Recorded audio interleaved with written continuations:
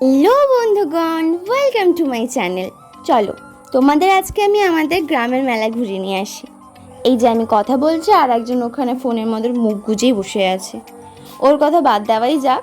কথা বলতে বলতে দুজন মিলে চলে এলাম মেলার গেটের কাছে। এই যে দেখতে পাচ্ছ মেলাটাকে করে ঝিকিমিকি স্টাইলে, মানে ঝিকিমিকি আলো দিয়ে একদম সাজানো হয়েছে।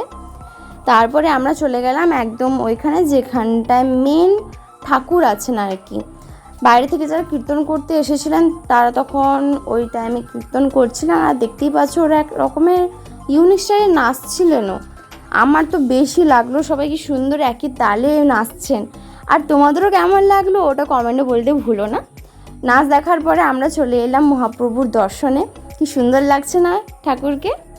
ওখান থেকে আমরা একটু মেলাতে টুকটাক মানে ঘুরছিলাম আর কি, দেখছিলাম যে কোথায় কী আছে। কেন জানি না মেলাতে আমার ঠিক মন বসছিল না।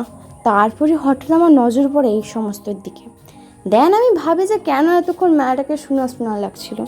তার কারণ এই জিনিসগুলো তো আমি এখনও পাইনি, তাই না?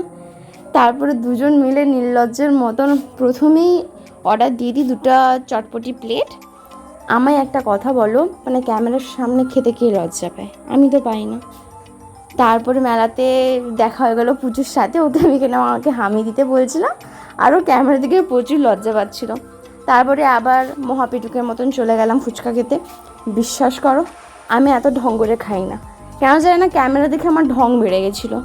ঝাল খাওয়ার পরে চলে গেলাম লুচি খেতে। কোনো তো কাজ নেই আর, শুধু সারাদিন খেয়েই গেছি, মানে পুরো মেলাটাই খেয়ে গেছি। তারপরে সবাই সাঙ্গপাঙ্গরা মিলে একটু বোর্ডে বসলাম।